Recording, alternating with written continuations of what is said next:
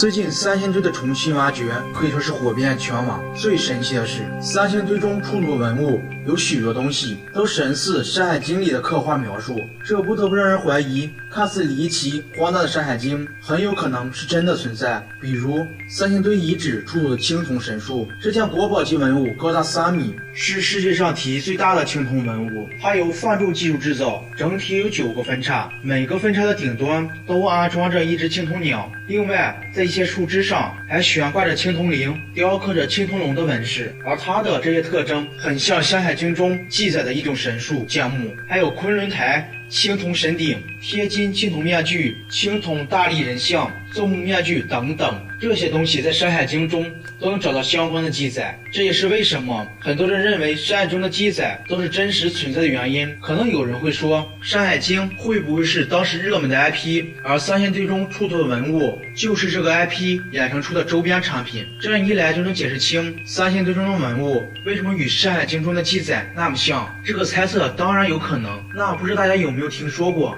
《山海经》是世界地图的说法？我们都知道，《山海经》共计有18卷，分别是《山经》5卷、《海外经》4卷、《海内经》5卷、《大荒经》4卷。在这18卷中讲述了包括山川、道理、民族、物产、药物、祭祀、巫医等等。其中《海内经》的内容就写到了库页岛、韩国和日本，并经证实这些地方的地理地貌与《山海经》中描述几乎相差无几，而《海外经》更是写到了其他大陆。大家要是不信，可以查一下亨利埃特·莫兹博士，他是美国著名的学者，早在1953年他就对《山海经》进行了深入的研究。之后为了验证书中的地理信息，他更是通过旅行的方式实地考察了中国境内的山川湖海。他发现《山海经》的内容基本在现实中都能找到，而《山海经》里的海外经说，在东边有4座山脉，这4座山脉一共有47座山，可我们中国东边都是平原，根本没有那么多山，所以莫兹博士怀疑海外经写的这个地方应该不是在中国，而是在美洲。为了验证这个猜测，于是他按照海外经中的记载，让它向东它就向东，让它向南它就向南。最后他惊奇地发现，海外经里提到4大山脉和现在美洲的4大山脉完全一样，这4座山脉分别就是现在的落基山脉、内达华山脉，还有喀斯喀特山脉以及海岸山脉。这些山脉皆与海外经中所记载的4条山系走向、山峰河流走向，还有收录的动植物等